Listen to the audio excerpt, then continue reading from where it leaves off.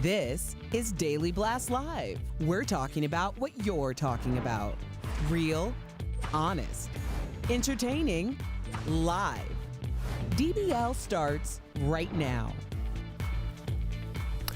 Welcome to DBL, everybody. It is Wednesday, April 8th, and I'm the lone host in the studio again today. And just a little bit ago, I did get this alert on my phone that Senator Bernie Sanders has dropped out of the 2020 race for president, pretty much ensuring that Joe Biden will be the Democratic nominee. Wow. Earlier, he did thank all of his supporters and the millions of people who pledged money for his campaign. I want to bring in Lindsay. We were supposed to have Al. Al is probably dealing with a mustache issue. He is going to be on soon. Could we change this prompter to a monitor, Chris? This is on prompter still, not monitor, so I can't see it. Cool. So we're dealing with some tech stuff, but we're also dealing with some feeling the burn. Lindsay, what do you think?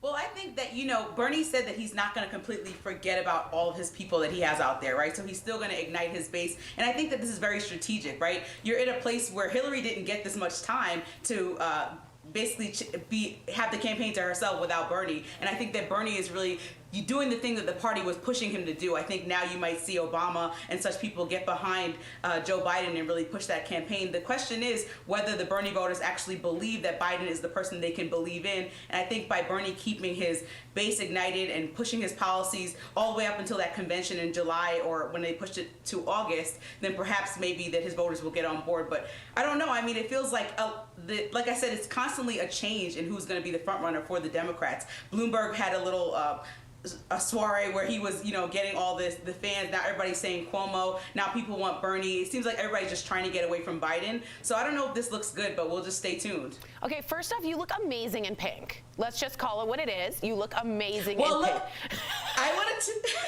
I want to tell you I haven't put on clothes in 2 weeks, and so I took the opportunity today to get dressed. So thank you so much for giving me the space to do so. Mazel. I love a wrap dress. You and I always get ready together, and it's really nice to have a wrap dress.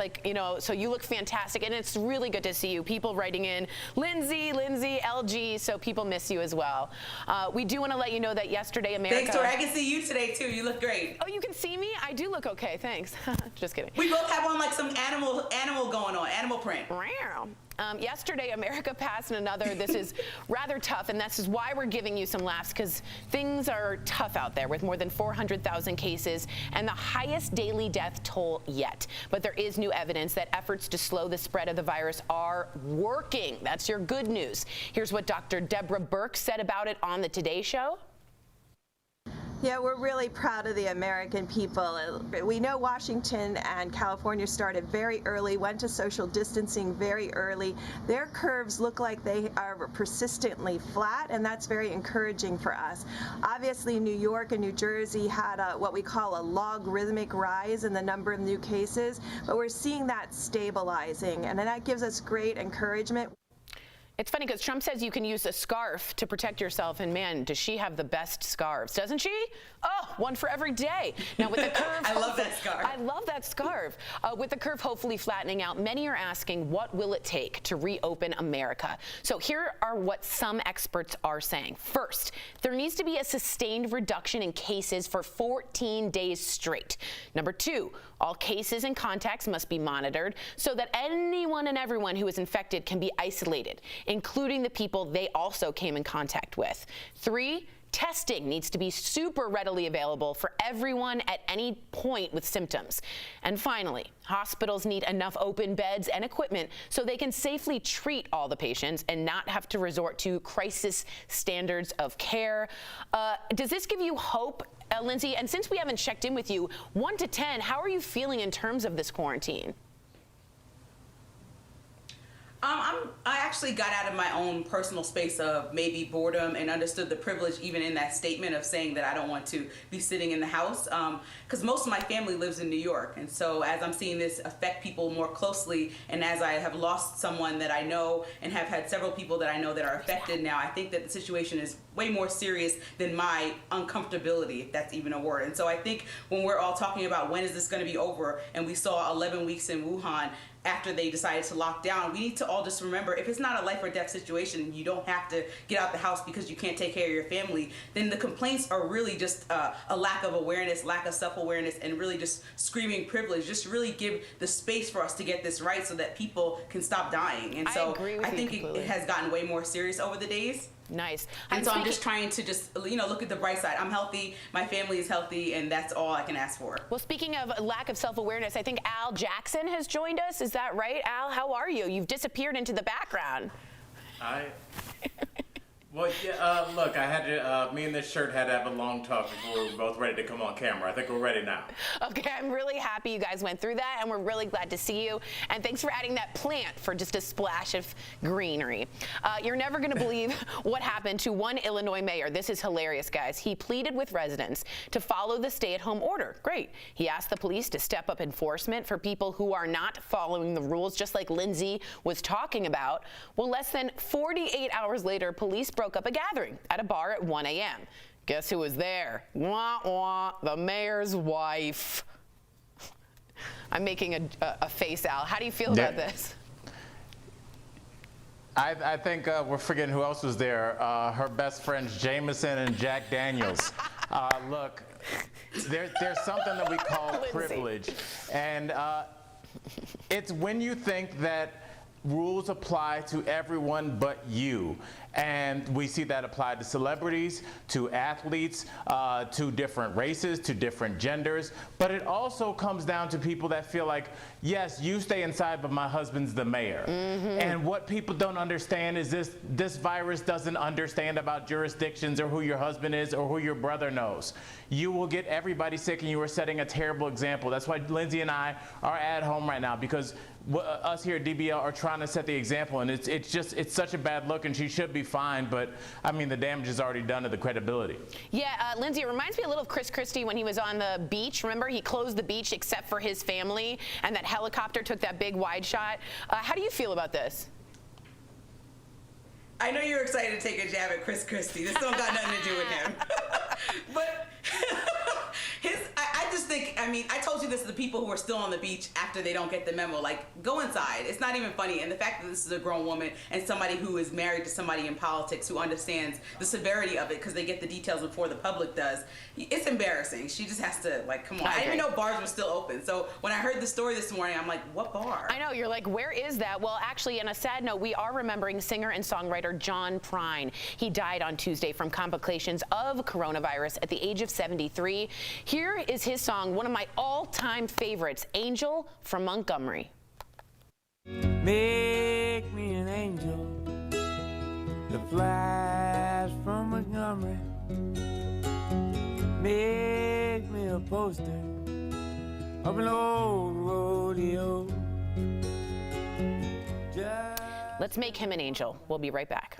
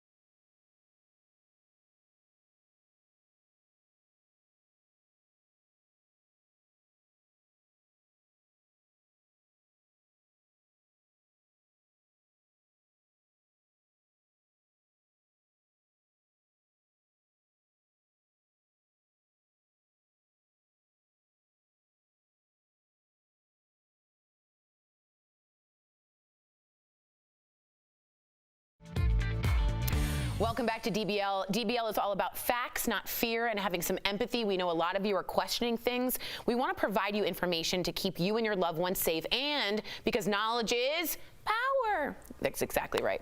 Dr. Pyle Coley joins us live again. She has all the knowledge and the power to answer your questions about the coronavirus.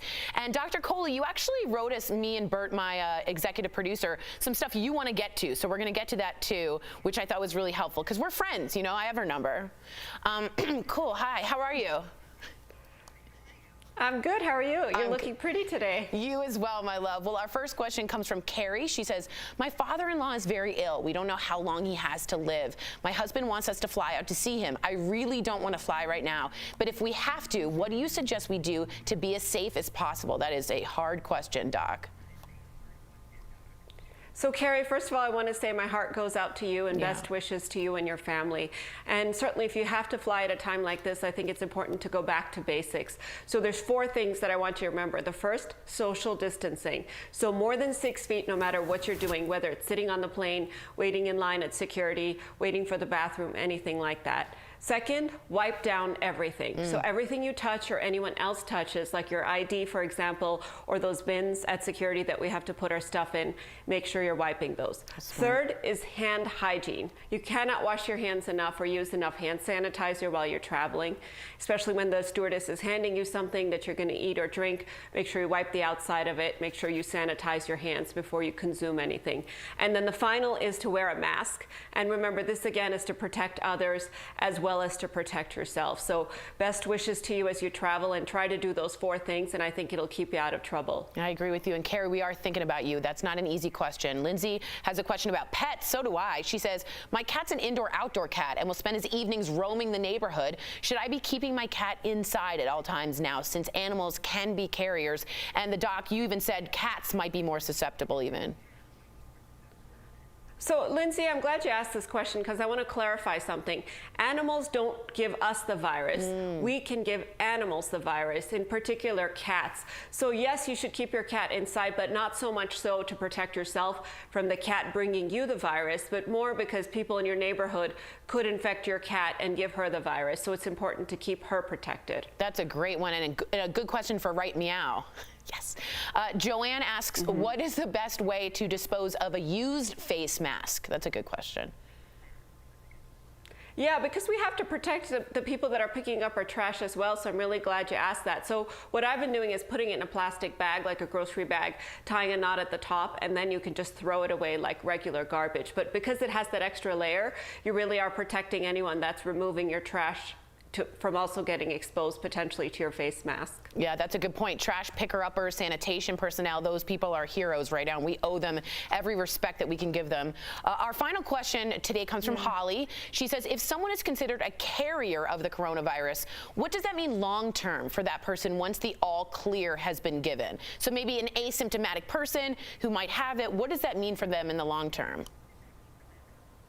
So, you know, if you get the virus and you recover from it, your body makes antibodies, which are ways to kind of protect yourself in the future. So it remembers how to fight the virus. So you're essentially immune to the virus. At least that's what we think for the very short term. So the good news for these people is that when we decide to release the social distancing and kind of get our lives back to normal, these are going to be the first round of people that we're actually going to release. Because not only are they protected because they have immunity against the virus, they're no longer a risk to other people. Because of their immunity, they actually can't carry the virus and spread it to others.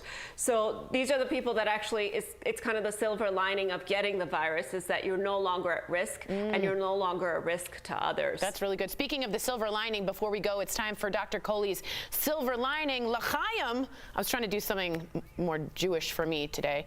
Today, he wanted actually to speak about the homelessness in America. Talk to us, Doc.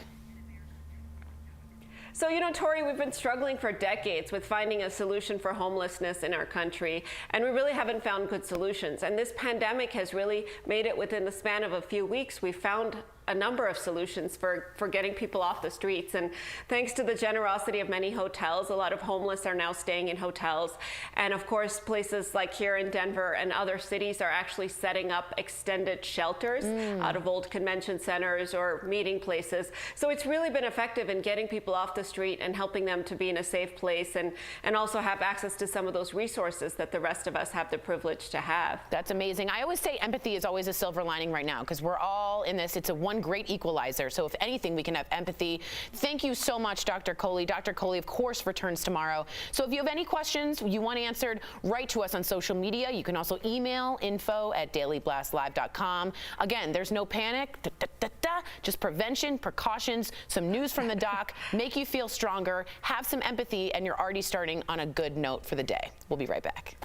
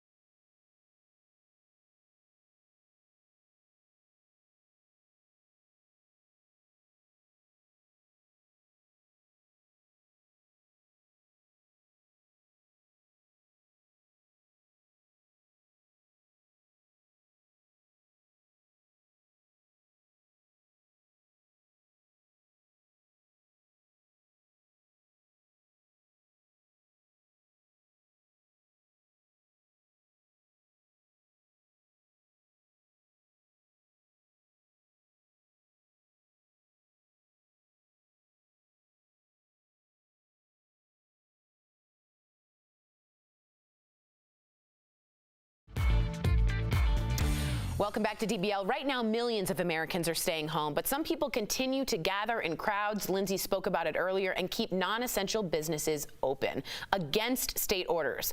Well, this interview it took me out of my comfort zone and made me listen. So one man I spoke to as a plea for all those people, take this seriously. This is Buddy Baker, and he's an NFL agent. He lost both his parents to COVID-19. They were 72, 74, and they were healthy. Buddy says the couple died 6 minutes apart. Buddy's plea for people to follow the guidelines has 10,000 views online and counting. And earlier, I was honored to sit down with Buddy, and he told me why he believes it was so vital to share his parents' story. Listen up. Buddy Baker, thank you so much for talking to us during, I can't even describe what must be an extremely difficult time. We do offer our deepest condolences. You said you're speaking out to honor your parents' memory, but I just want to know about your parents, Adrian and Stuart. What were they like? They were incredible human beings. Again, they didn't live a fancy life, if you will. Married for 51 plus years. Wow. Two people that were truly inseparable, defined that kind of fairy tale marriage, and just really had great core values, operated with the highest level of integrity, and really touched upon all the people's lives that they were in. You also said they were both healthy before catching the virus. Were they sent home, Buddy, after being diagnosed, or were they immediately admitted? They went to the doctor and they were both sent home. A few days later, they both went to the hospital, and my dad was admitted. He had a history of asthma, but other than that, was relatively healthy. My mom was sent home. She was very, very healthy. You know, both her mother and her grandmother both lived to 95 plus years old. She had zero health issues ever.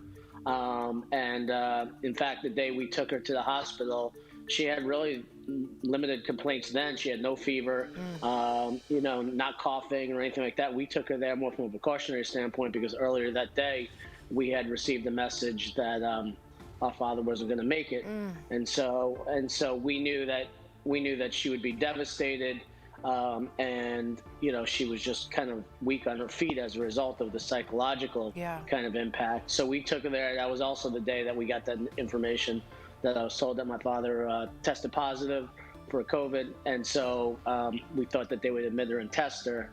And again, we thought she might not even get admitted, or she would certainly be coming home within a day. And right. Instead, she passed 5 days later. Were they able to see each other and know that each other were there for one another?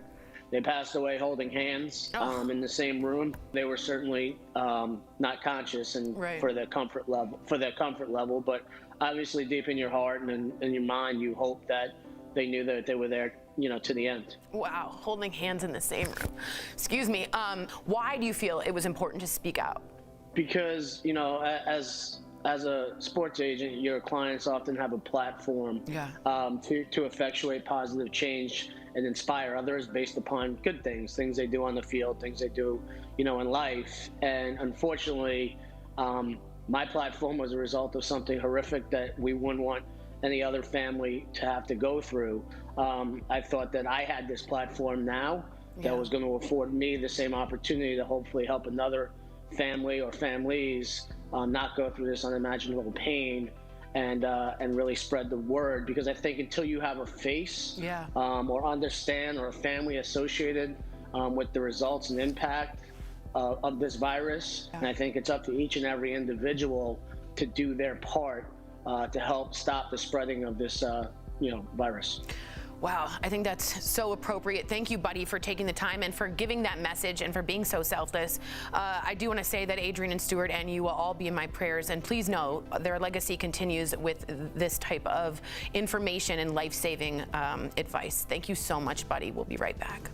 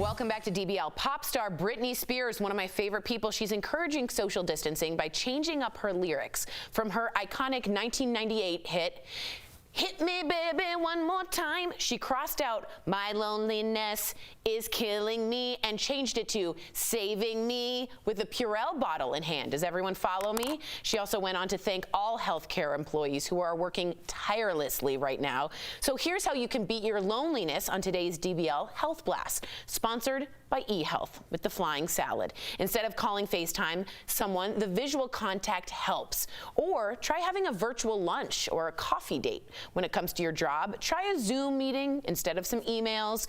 And if you do feel out of the loop, stay connected through social media. Be careful, but you can really find good family and friends on there. Now, for affordable quality health insurance, call eHealth at 1-800-850-0679. Al, Lindsay, you guys are really open about things. Has loneliness been an issue? Obviously, speaking is an issue for me. Al, how do you feel? Well, I want to ask you guys, do you think that people are honestly, abusing, on my end, because people have... Sorry, go ahead, Lindsay. Keep going. I was going to say, because people have had so many Zoom birthday parties and meetings and house party, it's like, I can't make it now. I'm telling people I can't make it over Zoom. I don't know about you, but it's going way too far. What about I'm you, like, yo, we didn't talk this much in real life. All right. Well, thanks, Al and Lindsay. Reminder, we're on Facebook and YouTube. We'll see you same time, same place tomorrow. Bye, guys.